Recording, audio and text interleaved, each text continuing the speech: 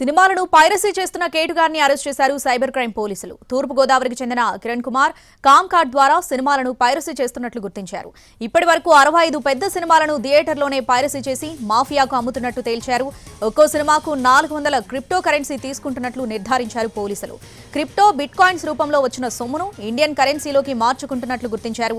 ఇటీవల విడుదలైన కన్నప్ప, కుబేరా, అంతకుముందు రిలీజ్ అయిన Thandel, single, Kismat, Pellikani Prasad, game changer Pratiroju Pandage. ఇలా ఈ ఏడాదిన్నరలో విడుదలైన 40 పెద్ద సినిమాలను పైరసీ చేసినట్లు చెబుతున్నారు. ఈ సినిమాలను పైరసీ చేయడంతో ఇండస్ట్రీకి 3700 కోట్ల నష్టం జరిగినట్లు అంచనా వేస్తున్నారు.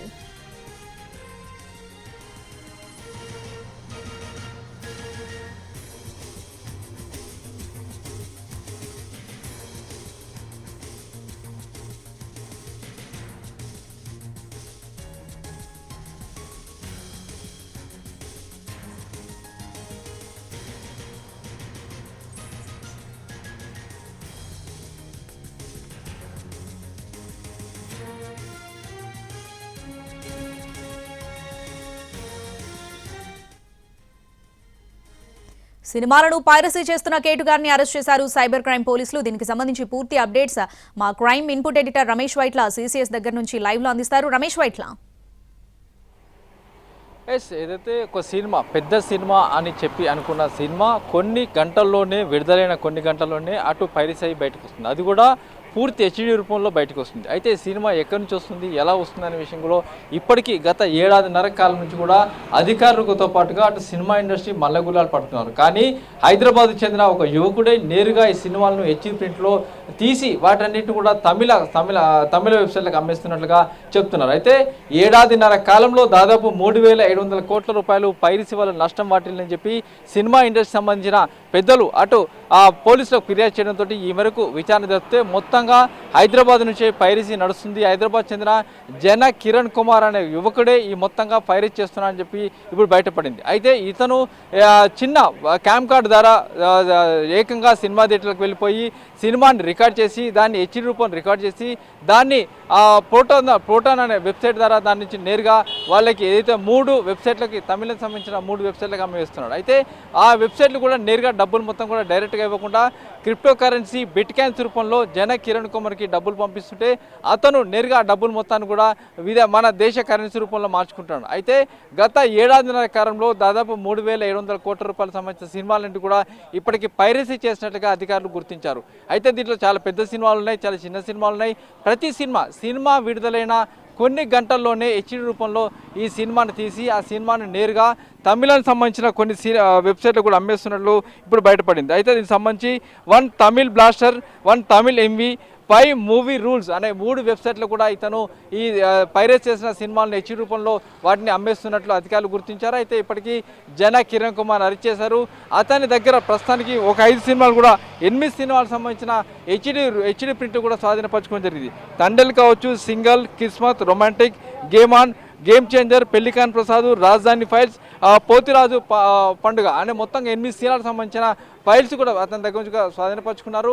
అయితే అతను పైరసీ చేసినప్పుడు దాదాపు మొత్తంగా 65 సినిమాలను ఇప్పటివరకు పైరసీ చేశాడు. ఏడాదిన్నర కాలంలో 40 సినిమాలను పైరసీ చేయడం జరిగింది. ఈ పైరసీ వల్ల సినిమా ఇండస్ట్రీకి పెద్ద మొత్తం నష్టం వాటిని చెప్పి ఫిర్యాదు చేశారు. అయితే హైదరాబాద్లో కూర్చొని హైదరాబాద్లోని ఏదో ఒక మల్టీ సినిమా థియేటర్కి వెళ్ళిపోవడం కావచ్చు, లేకుంటే ఎక్కడైతే మొదటి షో వేస్తున్నారో అక్కడ తప్పనిసరిగా టికెట్ కొనుక్కొని లోపలికి వెళ్ళిపోయి తన దగ్గర ఉన్న అతి అధునాతనమైన సెల్ ఫోన్ తోటి క్యామ్ కార్డ్తో రికార్డ్ చేసి దాన్ని 3 వెబ్సైట్లకు అతను అమ్మివేస్తే ఆ వెబ్సైట్లు ఇతనికి 300 నుంచి 400 క్రిప్టో కరెన్సీ రూపంలో డబ్బులు కూడా చెల్లిస్తున్నారు. అయితే ఇతను సంబంధించి కూడా పట్టుకున్నప్పుడు అతను ఏడాదిన్నర కాలంగా మొత్తం 40 సినిమాలు కూడా పైరసీ చేసినట్టు గుర్తించారు. అతను పైరసీ చేస్తున్నప్పటి నుంచి 65 సినిమాలు పైరసీ చేసినట్లు అధికారులు తెలిపారు. మొత్తంగా సినిమా ఇండస్ట్రీకి సంబంధించిన అత్యంత కీలకమైన పైరసీకి సంబంధించిన పైరసీ చేస్తున్న నిందితుడిని పోలీసులు పట్టుకున్నారు. అతని దగ్గర సినిమాలు రికవర్ చేశారు. ఎవరైతే తమిళ వెబ్సైట్ ఉన్న వాళ్ళని కూడా పట్టుకుంటాం, వాళ్ళని కూడా అరెస్ట్ చేస్తామని అధికారులు చెప్తున్నారు. ఇప్పటికీ సైబర్ క్రైమ్ పోలీసులు అరెస్ట్ చేశారు. అతన్ని రిమాండ్ కూడా పంపించడం జరిగింది.